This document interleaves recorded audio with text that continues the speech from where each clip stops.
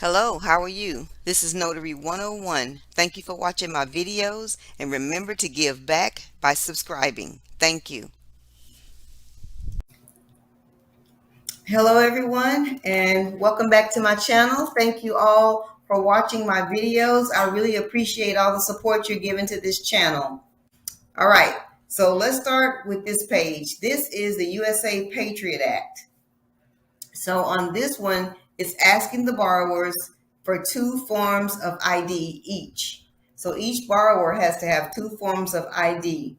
So I usually tell them in the confirmation call that they'll need a driver's license and a social, or a passport and a social. And the reason I say that is because under primary forms, driver's license and passports are listed as viable forms of ID. And under secondary form, the first one listed here is the Social Security card.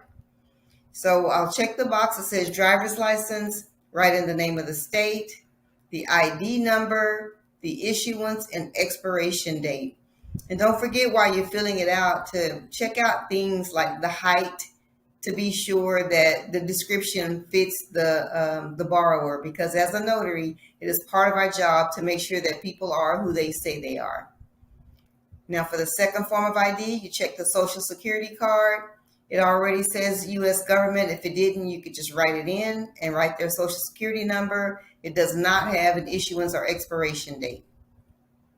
And then you drop down to the bottom and said, I certify that I have personally viewed and accurately recorded the information from the documents identified above.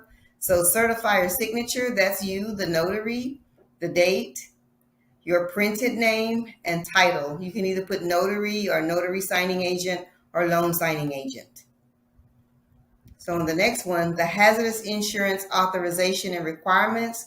So this is the criteria for your hazardous insurance. Either you have it or the lender may buy it on your behalf at your expense. And so they would sign down here and put today's date. The Fact Act notice, this is saying any late or missed payments may be reported to the credit bureau, and then they would sign and date. The next one is just like it, but it's called something different. It's called Notice of Furnishing Negative Information. And here again, it just says late or missed payments may be reported to the credit bureau. And you would get them to date here and sign. So see how they have different titles, but they have the same function? I want to be sure to point that out to you. It's the same thing. Okay, moving on to the next one. Communication agreement and consent. So this is just saying that the lender wants to contact the borrowers via cell phone, email, telephone calls like that. Instead of mailing back and forth using a lot of paper, they want to contact them digitally. So that's what this form is for. So they would date it and sign. Acknowledgement of receipt of home ownership counseling notice. So sometimes they'll have this included in the refinance packages. It'll say it'll have a list of a lot of counseling organizations that that the borrowers can contact if they need help making their payments, or if they need help with counseling, like financial counseling. Okay, and usually they'll sign this and date it, and there will be like a list of several agencies that they can choose to call in their area. Financial status disclosure. So this is saying that their income has not changed since they filled out the application. Okay, so they would sign and date there. And the FERPTA statement. So this is saying if you buy a house from someone who is a non-resident of the United States, you're subject to certain taxes. And the title company is just saying that it's not their responsibility to make sure that you fill out the FERPTA papers. You have to seek counsel and do it yourself. So they would sign that. 4506C is a request for to get a transcript of their tax return. So you go down to the bottom, make sure you put an X in that tiny box that says I'm authorized to sign this form. And then they would sign, date, and print their name and phone number if it's not already included. And on this one, the spouse's name was already typed in. So I guess this was a joint application, so they both need to sign it. Okay, and that's just the direction page that goes with it. And this is a form to verify their social security number. So they would sign and date below, giving the lender permission to verify their social. And this is notice of intent to apply for joint credit. Okay, so they would just sign and date there, stating that they do intend to apply for joint credit. And the Federal Equal Credit Opportunity Act. This is just saying if they experience any kind of credit discrimination that they would write to this address, sign date. And the initial escrow account disclosure statement. So it shows how much is deposited into the escrow account every time they make a payment. Here is the $383.64. And with that money, they'll pay the hazardous insurance in July and county property taxes in February and June. And then they would sign and date. And you don't have to say all of that when you present it. You can just say that every time you make a payment, this amount will be credited to your escrow account, and they will pay your hazardous insurance and your county property taxes. Please sign, date. Okay, the appraisal and valuation acknowledgement. This is saying that they received a written valuation of their appraisal, or oddly enough, if you waive the right to an appraisal. Either way, they want you to sign.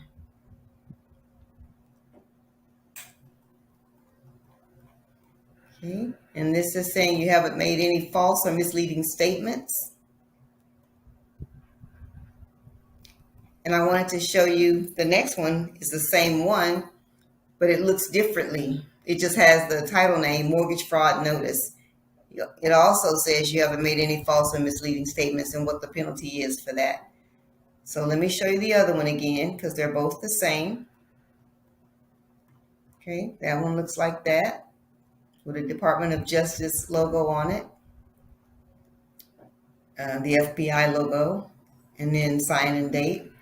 And then the other one just says mortgage fraud notice and sign and date, but they basically mean the same thing.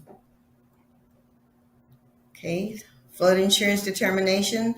So the key word here is determination. If it's determined that the property is in a flood zone, they'll have to get flood insurance. And then this is where they sign date at the bottom. Document correction agreement. This is saying that they will work with the lender to make any necessary corrections. And usually they're talking about typographical or clerical errors. They will not change the interest rate. Oh, that's something else. The interest rate is something else. But yeah, but they're talking about correcting any kind of typographical or clerical errors or providing additional documents if necessary. Okay, sign date. Verification of telephone numbers. So you'll ask them to verify that their contact information is accurate, or if it isn't, to please make the necessary corrections and check the box for the best contact number. And the taxpayer consent form is permission to get a copy of their tax return. Sign date.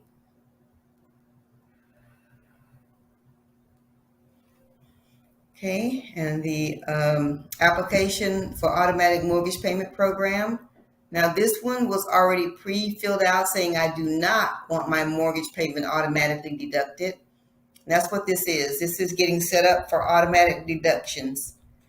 And If you don't want it, then you don't have to do it. And if you do want it, you fill in your bank account information and let them know to deduct your payments automatically every month and sign the bottom.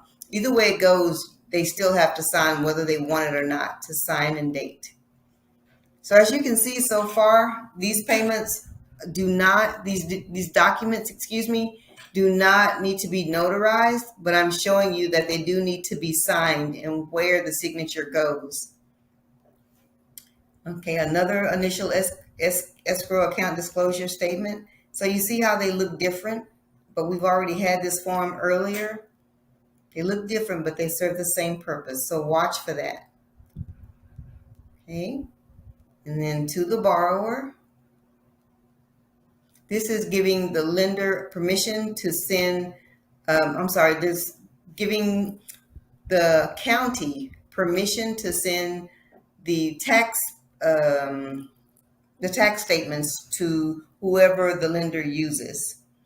So the lender pays, if you have an escrow account, the lender uses a certain company to pay their escrows. And so this will go to the county saying, we give you permission to send our tax statements to whoever the lender assigns.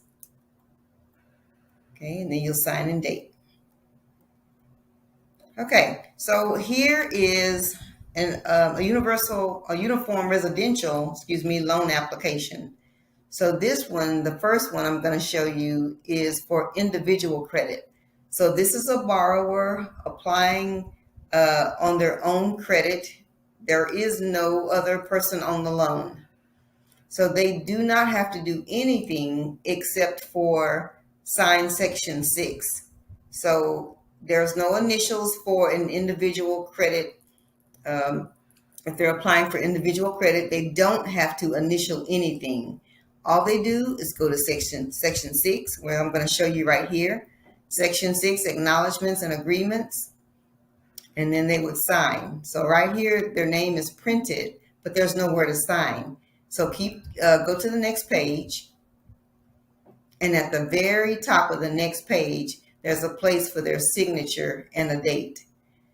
So sometimes it's like this, and then sometimes it's on the same page as Section 6. So look out for both.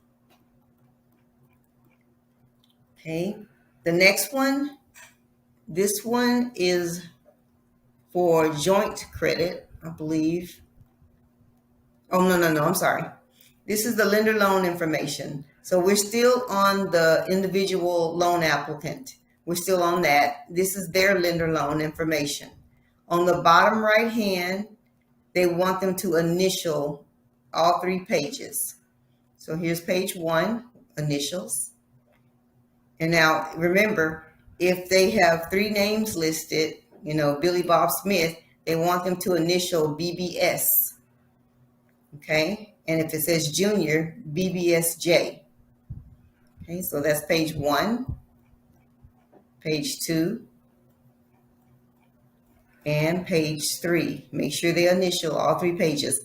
Some lenders do not want them to initial, but most that I have seen do include the initials. Okay, so now this one is the one applying for joint credit. So in Section 1, the borrower information, they have checked the box that says joint credit, total number of borrowers 2. Now the first borrower will put their initials here where it says your initials. Because it says I am applying for joint credit. Okay, so they put their initials there, and then they'll go to Section 6. Just like the other individual applicant, they'll go to Section 6 to acknowledge that this application is true and correct to the best of my knowledge. And they'll drop down and sign date, and both borrowers will sign date. So we notice the second borrower has not put their initials yet. So let's keep looking. Okay. Section 1, this is the other borrower. I am applying for joint credit. So put your initials here. That's the second borrower. Now on their Section 6, let's go to that. Section 6, acknowledgments and agreements. It says my signature for Section 6 is on the Uniform Residential Loan application with the first borrower. So what they're saying is I've already signed on the other Section 6 with the other joint applicant. So keep going. No signature is needed. So far, each borrower, each joint applicant has put their initials and they both signed in Section 6. So that is all that is required. You don't need to sign anywhere else. Okay. This one is from the law firm that prepared the documents, and it shows how much the borrowers paid. It's also on the settlement statement.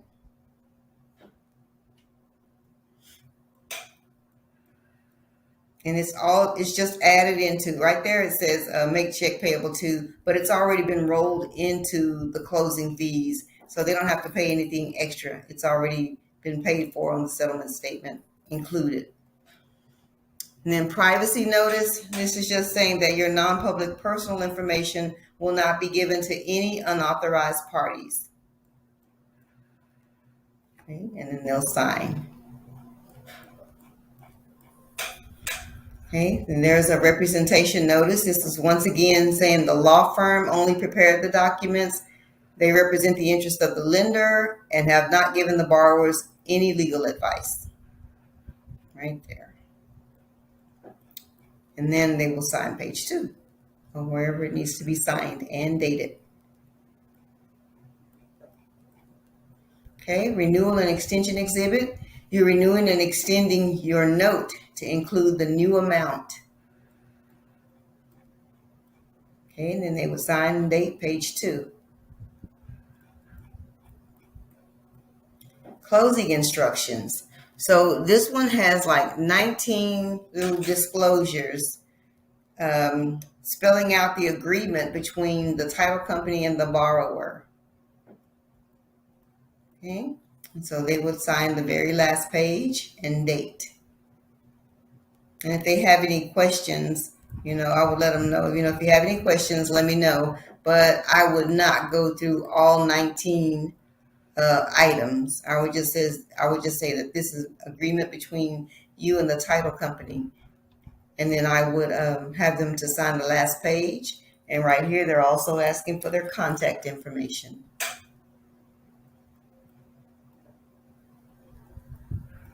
Okay. Addendum to closing disclosure. So this is just saying that they received a copy of the closing disclosure, or the CD as it is sometimes called. So they would sign and date there. It's the settlement agent, that's the title company. So we do not need to sign that. Affiliated business arrangement. This is the lender letting them know that these providers, they have a business relationship with these providers, and that they benefit financially from the borrower using their services. But the borrowers do not have to use their services in order to get the loan. They're just required by law to let them know. And they would sign and date. Errors and omissions compliance agreement. Just basically saying you'll work with the lender to correct any kind of clerical errors. Okay, sign and date. And we've signed one earlier like that. I think it was just called errors and omissions, but you see it can have a different title, but pretty much have the same function.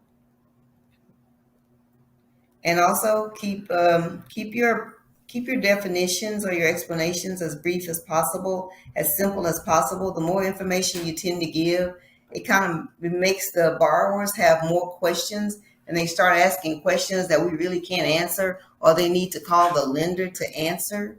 So just keep it simple, and most people will sign. Okay, so this one needs to be notarized. This errors and omissions needs to be notarized. So you can put your state and county. If it's incorrect, draw one line through it, put your initials, and write what it should be. And this was acknowledged before me on blank. They're looking for a date. On blank is looking for a date. By blank is the name of the borrowers. And then, of course, you would put your signature and when your commission expires and your stamp.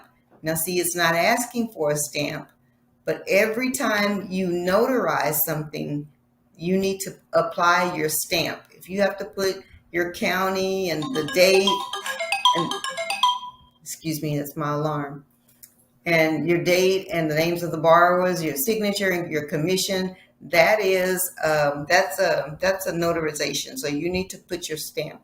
That's an acknowledgement.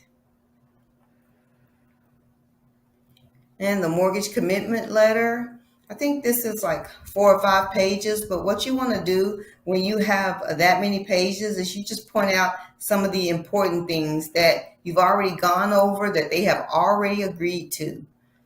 So you'll just say, hey, this is the amount of your loan. This is your interest rate. Your interest rate is locked in. It's a 25-year conventional loan. And whenever you're ready, please sign page 4. Okay, and there's the borrower's name and the date. Just go over the familiar part that they're familiar with. Don't start picking out details and little small things in between all the lines, because you're going to get yourself you're going to open up a hornet's nest. So just go over the basics and let them sign page 4.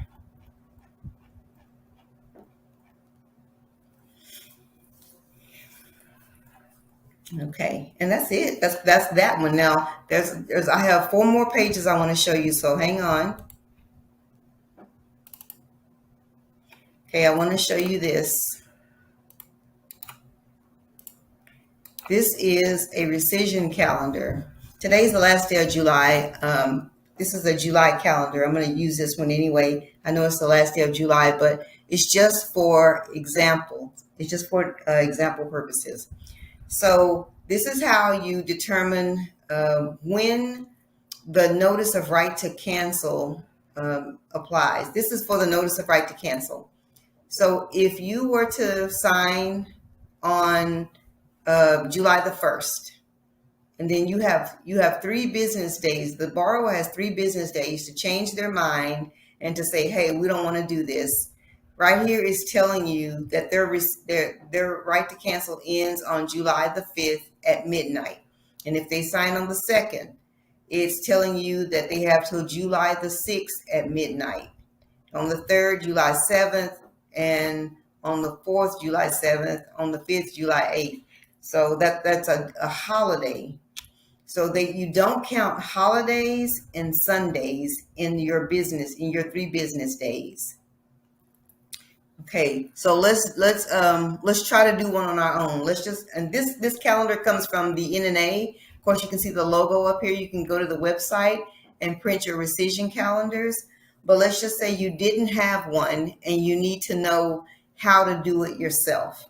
So let's go to the 1st, July 1st, and let's start counting. If you sign on July 1st, you do not count July 1st, and you also don't count the holiday that's coming up. So let's start counting on July 2nd. 1 business day, 2 business days, and then you don't count Independence Day. And then so the 5th is the 3rd business day. So if you sign on July 1st, you would, your rescission, your notice of right to cancel would end on July 5th. Okay, so I hope that's clear to you guys. Ask questions about it, or just come back to this page and pause and take a closer look at it. Okay, the next one, I wanted to show you some instructions from a title company. I know there was some instructions in the last video, but they were very extensive. This is one that a company that I do work for currently. It's a big title company, and they only have like 5 rules. So I wanted to go over those with you. So the first one is saying, don't change the appointment time or location without approval from the title company. So if you are running behind, you can't call the borrower and just say, hey, I'm going to change you to later this evening or tomorrow. You can't do that. You have to call the title company to get changes approved. Even if the borrower, something happens unexpectedly, and they need to change the time, they need to call the title company and say, hey, something came up, we need to change the time. But you just can't agree to change the time, because the title company has a cutoff when things need to close and when things need to fund. So be sure to get that authorized. Number two, make a copy of the borrower's driver's license. So ask them to make their copy if they have a printer. This is when you make the confirmation call. Ask them to make a copy of their driver's license, and let them know that if they don't have a printer, that you can take a picture with their phone. With your phone usually. I know Signature Closers has a place on their app where you can take a picture with your phone and upload it, and then it immediately deletes it from your phone, I believe, as soon as you finish with it. And then number three, always print a copy set of documents to leave with the borrowers. You always do that, unless the title company tells you not to, but that's standard. So you're going to be printing double. If it's 200 pages, then you're going to be printing 400 pages. So we use a lot of paper in this industry. So number four, carefully read any instructions. So if you got instructions with the email, or like they sent these instructions to me, check your email for any kind of instructions. And there may be instructions on the app. There's one signing service that I use that they have instructions on their app. So be sure to make sure you get all your instructions. Number five, if a 4506T form is included, then have both borrowers sign and date. And that's what they want. That's what this title company wants. It's just those 5 things. And then next is a set of notary instructions. It's a little more detailed, but basically, if the name, if the name is spelled incorrectly or typed incorrectly, then don't sign. Call the title company, use blue ink, and here's the forms of ID that are acceptable. Okay, and then you drop down to the bottom and put your notary information. So that's your printed name and phone number. And for mailing address, I only put my city and state. Notary county, the county that I actually signed the documents, the state, and my commission expiration date, and my signature. And now the ID letter. It says, now comes blank, being first duly sworn, deposes and says that he or she was the closing agent for the loan described below. So who's the closing agent? That's you. And that he or she personally obtained and observed photographic identification or acceptable equivalent. So who observed the photographic identification? That's you. So your name goes in this blank. Now comes blank. That's you. And then borrower, you fill in their information, their date of birth, the license number, the issue and expiration date. And this is the co-borrower, same information. And closer, that's you. That's where you sign saying that you're the one that actually filled in the information and viewed the photographic identification. And that's it, guys. That's another set of documents that we've gone through. Yay! Use these documents to your benefit. They will show up on all your signings. Don't forget, the most popular signing is the refinance. Once you learn those documents, it will help you with all the others. At least that's the one I did first. I did the refinance first, and then when I finally saw a purchase or a HELOC or a cash out, I was that much further ahead because I had done so many refinances. All right, guys. Well, that's it. That's it for this video. Continue to study the other set of documents in the other video, and I'll see you next time.